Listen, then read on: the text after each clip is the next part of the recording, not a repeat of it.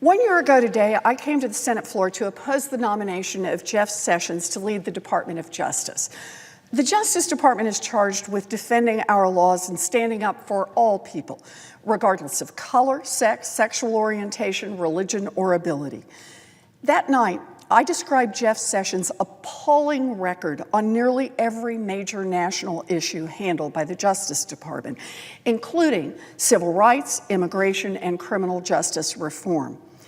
That night, I also read a letter that Coretta Scott King sent to the Senate Judiciary Committee in 1986, opposing Sessions' nomination to serve as a federal judge.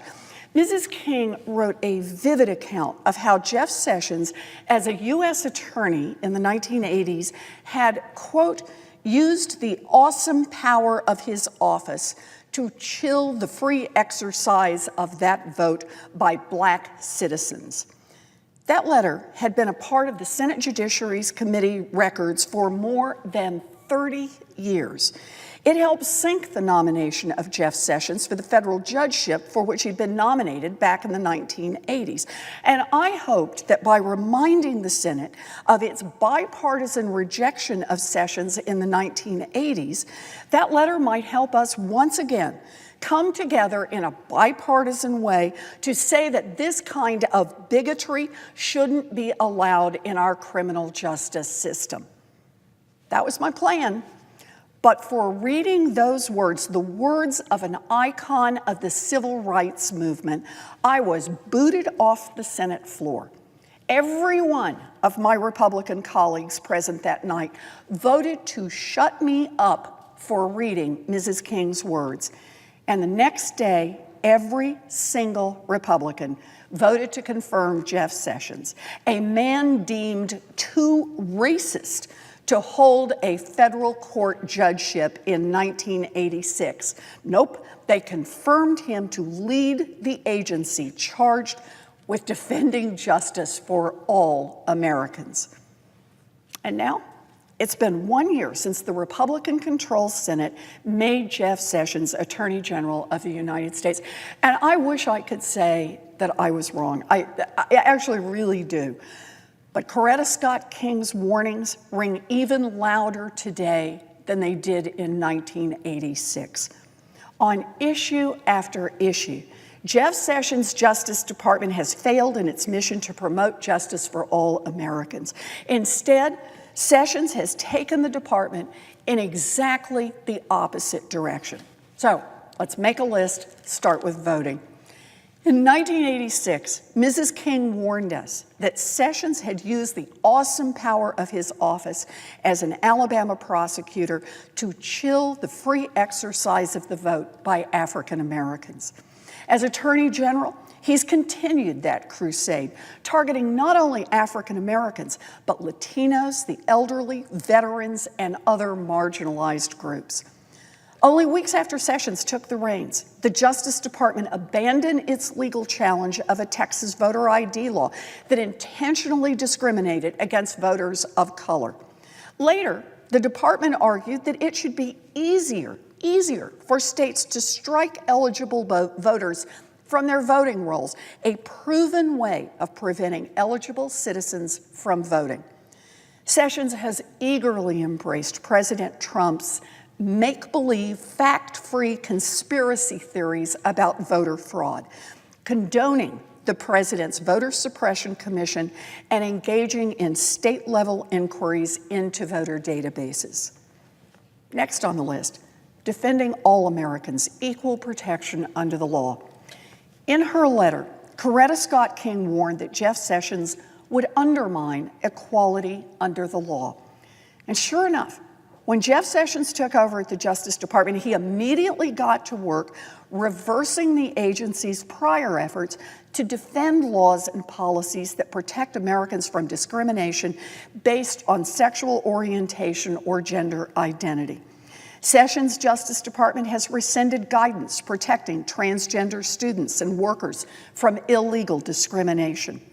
The same day that President Trump used Twitter to announce that he was banning transgender individuals from serving in the military, the Justice Department filed a legal brief reflecting Sessions' view that our great civil rights laws don't protect gay Americans from discrimination, despite rulings by other federal courts and guidance from the Equal Employment Opportunity Commission reaching the opposite conclusion. And the Sessions Justice Department has gone out of its way to argue in the Supreme Court that business owners should be able to deny service to gay customers. In 1986, Mrs. King wrote, quote, "I do not believe Jeff Sessions possesses the requisite judgment, competence, and sensitivity to the rights guaranteed by the federal civil rights laws to qualify for appointment to the federal district court. It's clear that Sessions has not acquired those skills in the 32 years since Mrs. King issued her warning." Third, criminal justice.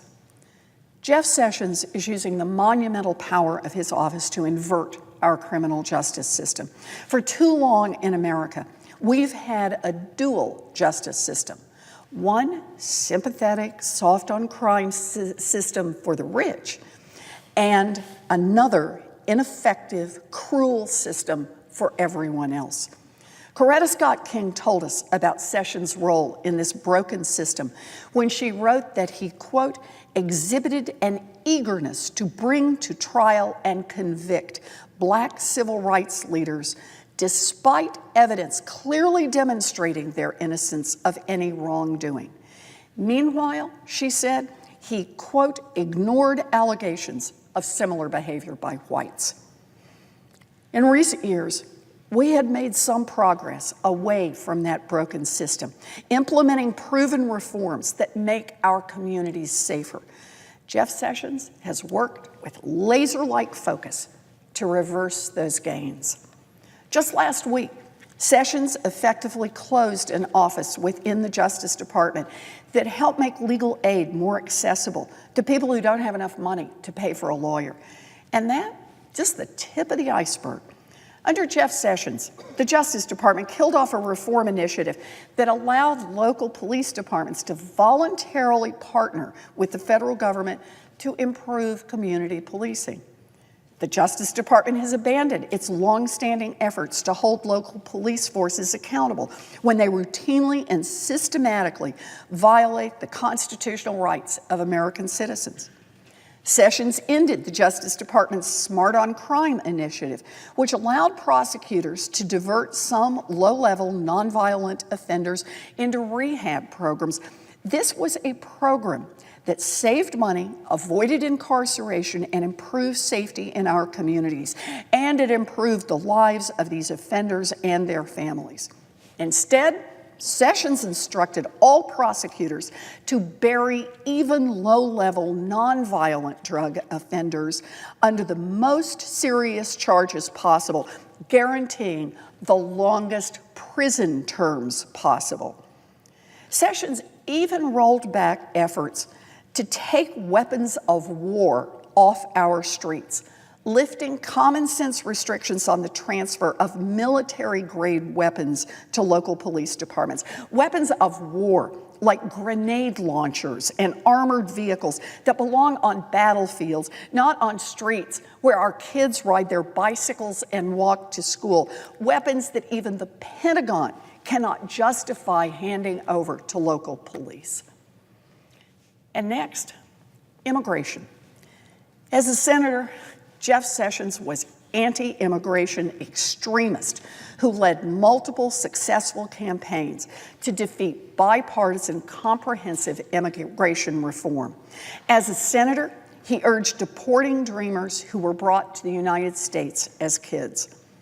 Now, as the head of the Justice Department, he has continued his ugly anti-immigrant rampage. He has zealously defended every illegal and immoral version of President Trump's Muslim ban. He has used the department to try to cut off aid to cities and states that prioritize keeping their communities safe over being part of his national deportation force. And while it was Donald Trump who ordered it, Jeff Sessions himself announced the end to the Deferred Action for Childhood Arrivals, or DACA program, subjecting 800,000 Dreamers to deportation. So there it is. Coretta Scott King's words about Jeff Sessions were true in 1986, they were true in 2017, and they remain true today. On Jeff Sessions' watch, the Justice Department has promoted voter suppression. On his watch, the Justice Department has endorsed discrimination.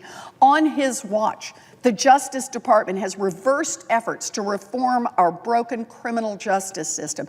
And on his watch, the Justice Department has led an all-out, bigotry-fueled attack on immigrants and refugees. All of it was predictable. All of it was foreseeable. All of it could have been avoided if just a few Republican senators had stood up for fair and impartial justice. But they didn't, not one. So here we are. And here's the ultimate irony. President Trump turned on his attorney general. Why? Not over voting or equal rights or criminal justice or immigration. Nope. The president turned on Sessions because Sessions formally recused himself from a law enforcement investigation into the president's ties to Russia. Sessions has groveled, but Donald Trump will never forgive the sin of failing to serve Donald Trump personally.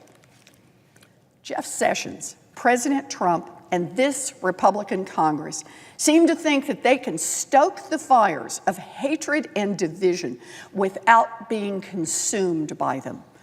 And maybe they can, for a time. But people are resisting and persisting. States and cities are stepping up to defend civil rights under assault by the federal government. The American people are showing up in the streets, in the airports, in the courtrooms, and even at the polls to hold this government accountable. And they will continue to show up and to fight day in and day out, to fight for fairness, to fight for equality, to fight for liberty and justice for all.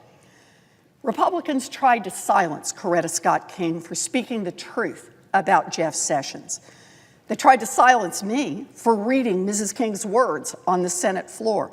They've tried to silence all of us from speaking out, but instead of shutting us up, they have made us louder. Warn us, give us explanations. Nevertheless, we will persist and we will win.